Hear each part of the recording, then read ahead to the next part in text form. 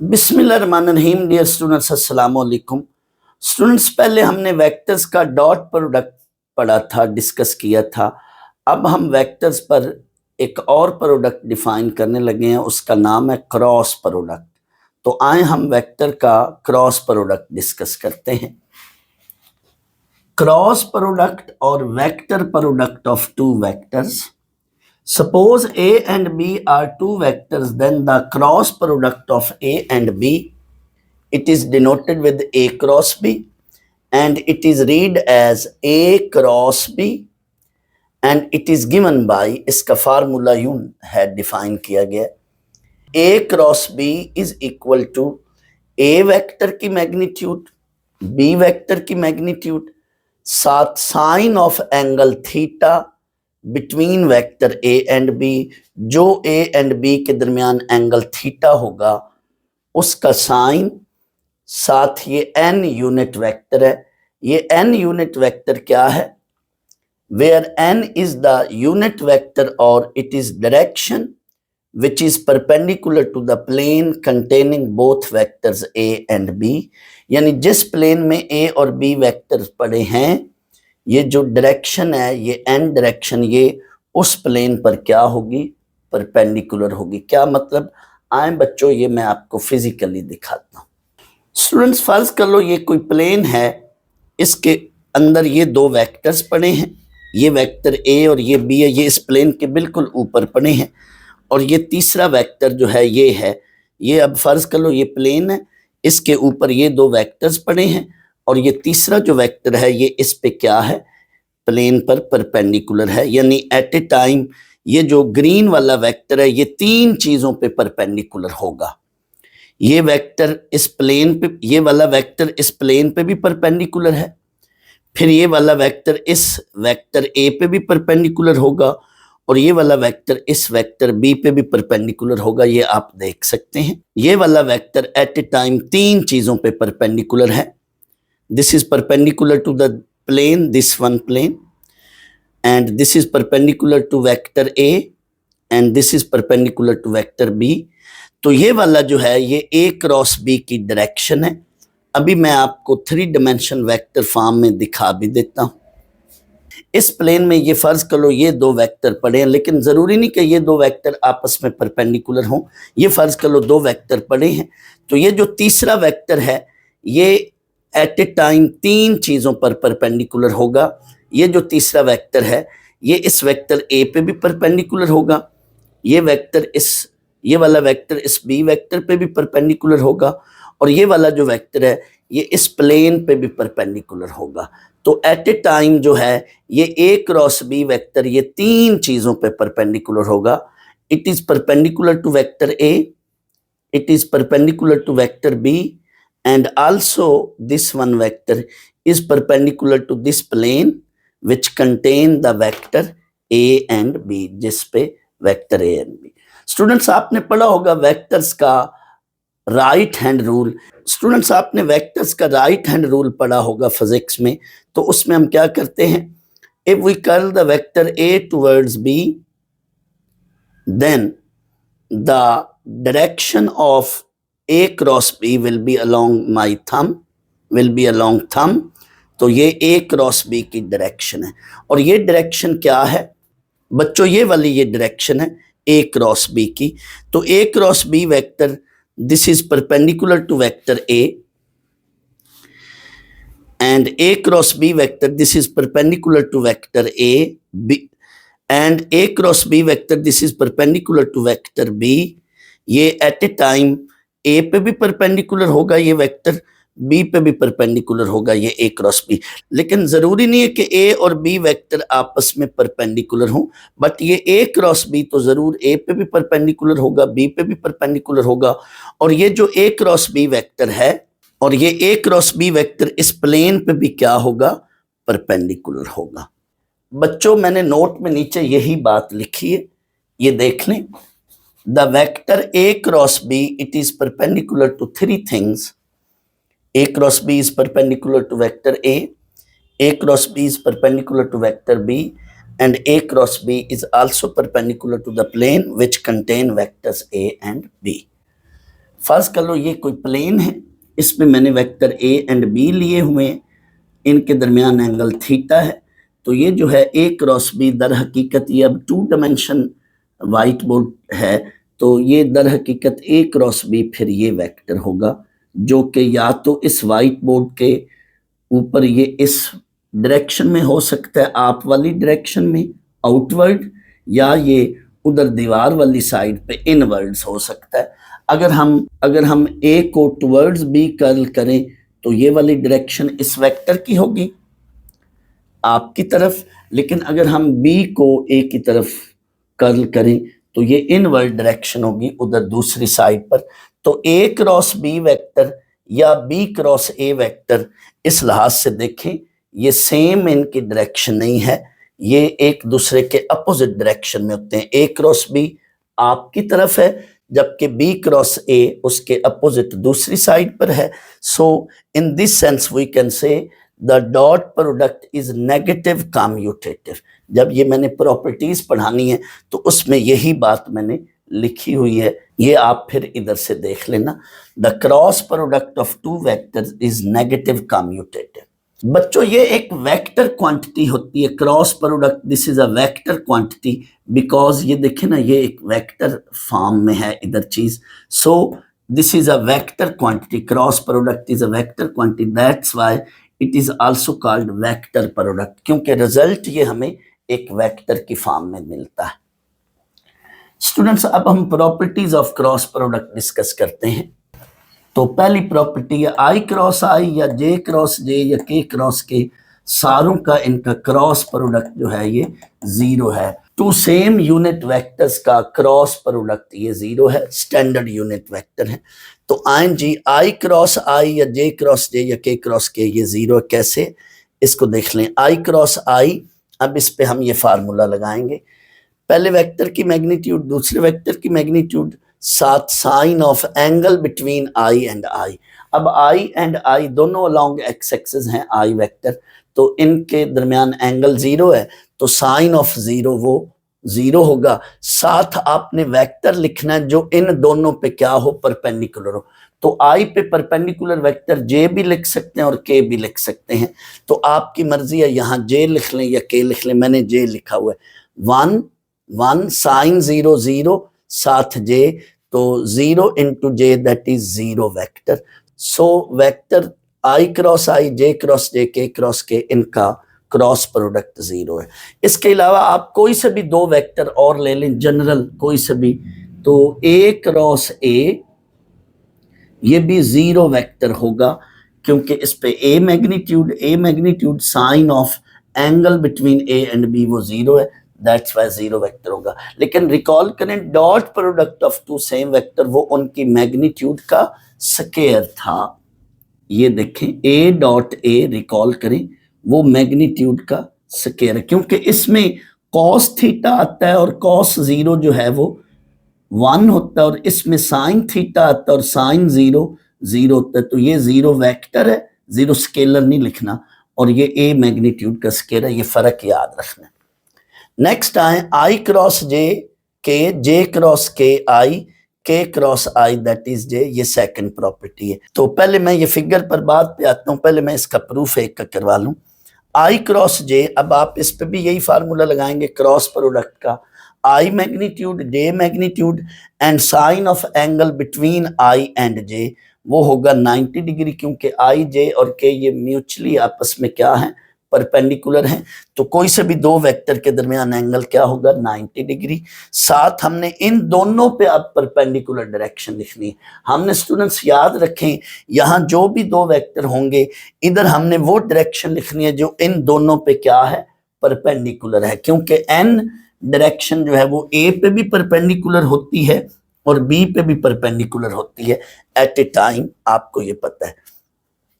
तो यहाँ पे के वेक्टर आई पे भी परपेंडिकुलर होगा और जे पे भी, दैट्स वाई यहाँ हमने के वेक्टर लिखा।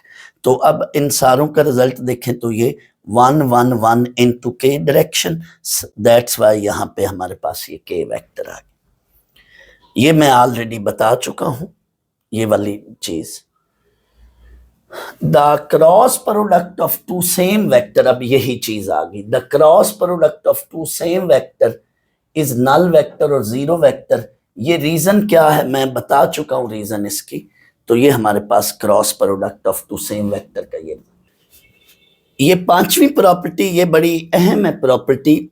आपको ये आई जे के फॉर्म में अगर दो वेक्टर दिए जाए, ए वेक्टर इस फॉर्म में है A1i plus A2j plus A3k, ये जनरल फॉर्म है, और बी वेक्टर है A2i plus B2j plus B3k, ये दोनों वेक्टर्स की जनरल फॉर्म है। यानी दो वेक्टर अगर आपको आई जे के फॉर्म में दे दिए जाएं तो उनका क्रॉस प्रोडक्ट हम कैसे लेते हैं।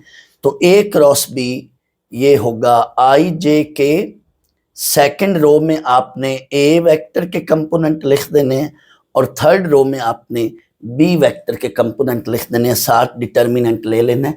इस डिटर्मिनेंट को अगर बच्चों आप ओपन करें तो जो एक्सप्रेशन बनेगा ये वही एक्सप्रेशन है जो आपकी बुक का पेज 105 पर है।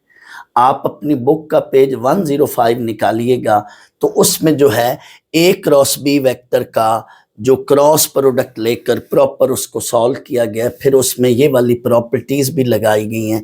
तो वहां पे जाकर जो फाइनल एक्सप्रेशन बन रहा है 105 पेज पर, उस एक्सप्रेशन को देखा जाए तो वो इसकी डिटर्मिनेंट की एक्सपेंशन बन रहा है। इस डिटर्मिनेंट की क्या है, एक्सपेंशन बन रहा है।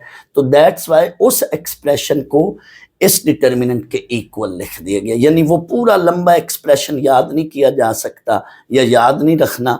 आपने क्या करना है, उस एक्सप्रेशन के बजाय ये डिटर्मिनेंट याद रख लें और इस डिटर्मिनेंट को जब हम ओपन करेंगे तो फाइनली वही आंसर बनेगा। दैट्स वाई आपने ये फार्मूला याद रखना है, दो वेक्टर्स का क्रॉस प्रोडक्ट। स्टूडेंट्स दो वेक्टर का क्रॉस प्रोडक्ट जो है हमें एक तरह से एरिया ऑफ पैरेललोग्राम भी देता है इस फॉर्म में। दर हकीकत उस क्रॉस प्रोडक्ट का जब हम मैग्नीट्यूड लेंगे तो वो उस जो है पैरेललोग्राम का एरिया बन जाएगा। आए ये हम प्रूफ करते हैं। एरिया ऑफ पैरेललोग्राम, फर्ज कर लो ये हमारे पास ABCD एक पैरेललोग्राम है, इसमें ये दो वेक्टर एडजेसेंट वेक्टर हैं, A and B are two adjacent vector. Adjacent vector से मुराद ये है कि दोनों वेक्टर का एक ही कॉमन पॉइंट हो और इन दोनों वेक्टर्स की डायरेक्शन उसी पॉइंट से इमर्ज हो रही हो, यानी दोनों डायरेक्शन जो है उस पॉइंट से यूं अवे जा रही हो। तो इन वेक्टर्स को हम क्या कहेंगे, these are called adjacent vectors. तो फर्ज कर लो ये दो एडजेसेंट वेक्टर्स हैं। एरिया ऑफ पैरेललोग्राम, आपको पता है एरिया ऑफ पैरेललोग्राम ये होता है लेंथ इनटू हाइट या बेस इनटू हाइट।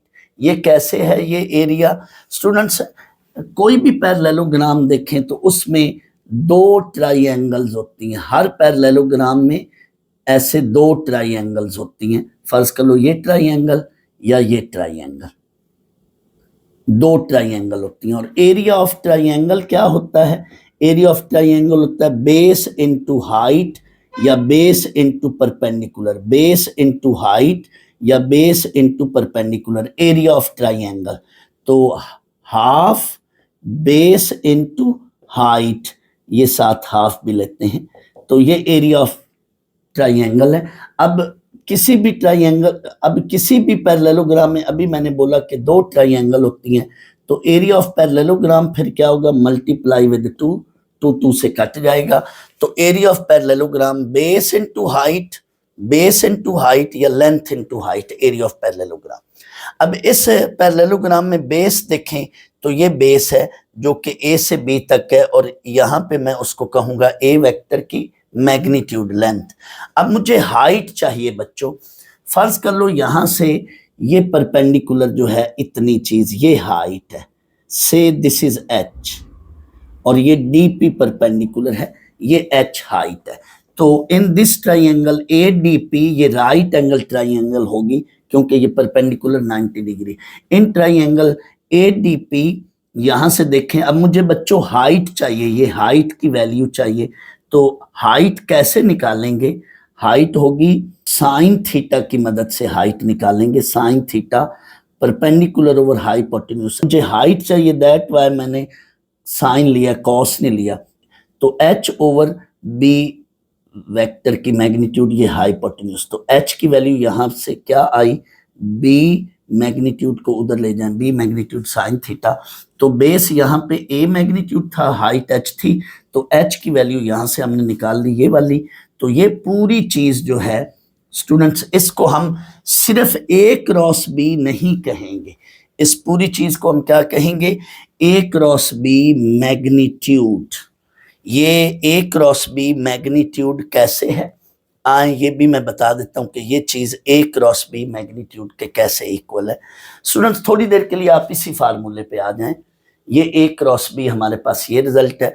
अब मैं इसके दोनों तरफ मैग्नीट्यूड ले रहा हूं, तो जब मैं इस पर बेटा मैग्नीट्यूड लूंगा, ये मैग्नीट्यूड और इधर यहां पे मैग्नीट्यूड, स्टूडेंट्स ये स्केलर है, इसकी मैग्नीट्यूड नहीं बनाएंगे, ये भी स्केलर है, इसकी मैग्नीट्यूड नहीं बनाएंगे, ये भी एक सिंपल नंबर है, इसकी भी मैग्नीट्यूड नहीं बनाएंगे। हम मैग्नीट्यूड किसकी लेंगे, इसकी। ये मतलब देख लें, a मैग्नीट्यूड वैसे, b मैग्नीट्यूड वैसे, साइन थीटा, और हम अब मैग्नीट्यूड लेंगे इस पर, और ये चूंकि n यूनिट डायरेक्शन थी तो इसकी मैग्नीट्यूड क्या होगी 1, तो अगला स्टेप हमारा ये बन जाएगा a मैग्नीट्यूड, b मैग्नीट्यूड साथ साइन थीटा, तो ये किसके इक्वल है, ये वाली चीज, ये बराबर है a cross b magnitude, that's why इसको हमने ये लिखा। So area of parallelogram this is equal to a cross b magnitude. यहां पे स्टूडेंट्स मैं आपको एरिया ऑफ ट्राइंगल भी बता देता हूं। अभी मैंने आपको बताया था कि पैरेललोग्राम में 2 ट्राइंगल्स होती हैं, लिहाजा एरिया ऑफ पैरेललोग्राम को अगर आप 2 पे डिवाइड कर दे तो आपको एरिया ऑफ ट्राइंगल मिल जाएगा। तो half into area of parallelogram a cross b magnitude, ये हमारे पास एरिया ऑफ ट्राइंगल होगा। बच्चों अभी थोड़ी देर पहले मैंने बताया था कि ये जो हम जब एरिया ऑफ पैरेललोग्राम लेंगे तो उसमें ये दोनों डायरेक्शन इस पॉइंट से इमर्ज होना जरूरी है, यानी हम वो 2 वेक्टर लेंगे जो एक ही पॉइंट से इमर्ज हो रहे हो, जिनकी डायरेक्शन एक ही पॉइंट से इमर्ज हो रही हो। यहाँ तो अभी मुमकिन है आपको ये बात कोई ख़ास या कोई ज़रूरी ना लग रही हो, लेकिन जब मैं इसके क्वेश्चंस कराऊंगा एरिया ऑफ ट्राइंगल के या एरिया ऑफ पैरेललोग्राम के, तो वहाँ पे इस बात को मैं दोबारा रिपीट करूँगा। इस बात का क्वेश्चन के अंदर बड़ा ख़ास रोल या बड़ा अमल दखल होगा।